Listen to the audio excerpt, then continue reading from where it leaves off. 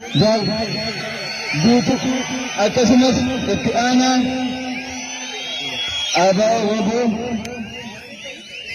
zoonii Wallagga Bahaa Cibraa Waamaa Qaxxatoo Jaal Dhugaasaa fi dabballee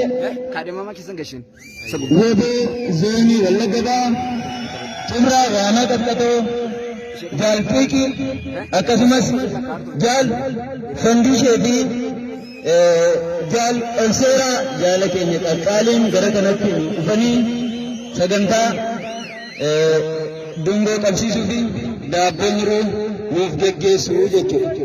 Inni jalqabaa daabboo kan mura yommuu ta'u Jaal Fiiqii, Jaal Fandishee fi Jaal Olseeraan immoo gara kanatti siqanii waan kana nuuf qabsiisu jechuudha. Jaal Dhugaasaa fi Jaal guutuu daabboo harka lamaan qabatanii nuuf muru. Jalqaba sagantaa daabboo muruuti. Inni jalqabaa sagantaa daabboo muruuti.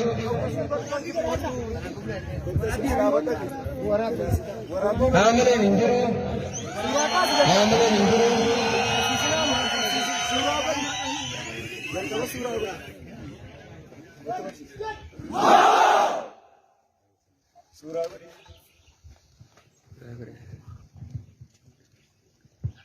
Ayyee amma kallattumaanii tokkummaa keenya kan agarsiisu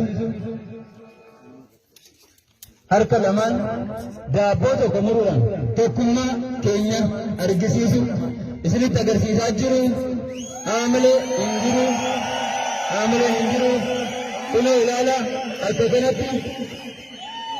kanatti yeroo isaan muran haamileen hin jiru. Haamilee Abaa waboo zoonii Wallagga Bahaa Cibraa Waamaa Qaxxatoon yeroo ammaa kana sagantaa daabboo muruudha jiru. Jaallan Qaqqaalii, Jaal Fandishee fi Jaal Olseeraa akkasumas Jaal Fiiqiin immoo sagantaa dungoo qabsiisu yeroo isaan qabsiisan kan namatti tolu. Haamilee kun dabaltanii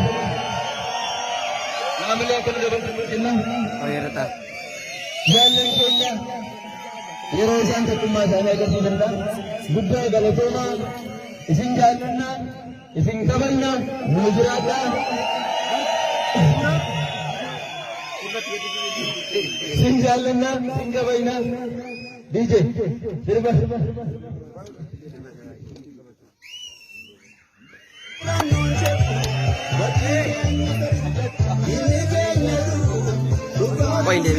Jaal Biiftuun immoo asumaan sirba.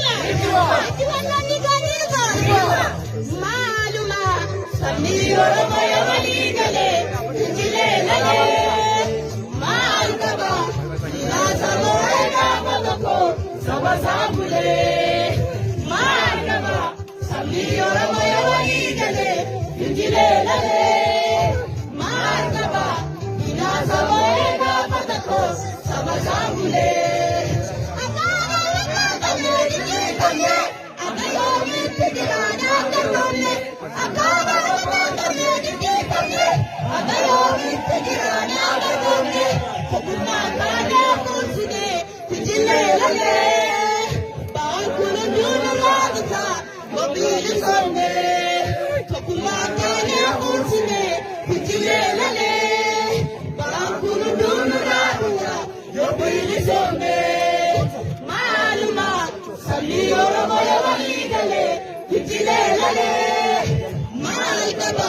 Sina samuhe gaafa tokko saba saamulee. Tuutee gamtee tuutiya allaatti nama fituuree fadiya.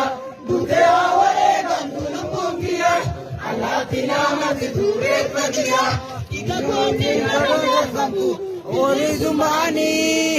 Namni kootii nama jaaramtu Oromiyaani.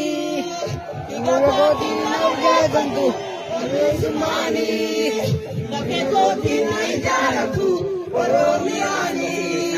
Maaluma sabni Oromoo yoo walii galee injilee lolee.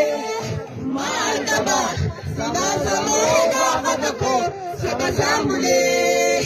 Maaluma sabni Oromoo yoo walii galee injilee lolee. Maal qaba kinaa sammuu gaafa tokko saba saamulee.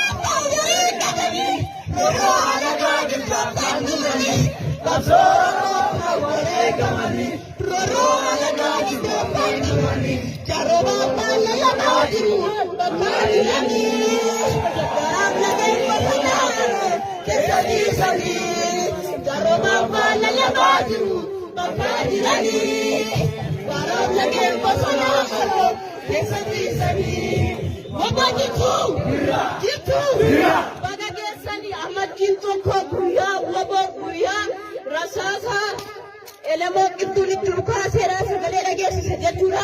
Walumaa galatti injifannoon kun kan yaadannoo waraana bilisummaa Oromootiif baga geessan baga geenyee nuuf jiraadhaa isin jedhu. Ayyee jaallan qaqqaalii akka kanatti akka inni bohaarru akka nu taphannuu nu taasisan warra nurraa bareegamantu lubbuu isaanii lafa kana akka nu dhaabannee sirbu nu taasise.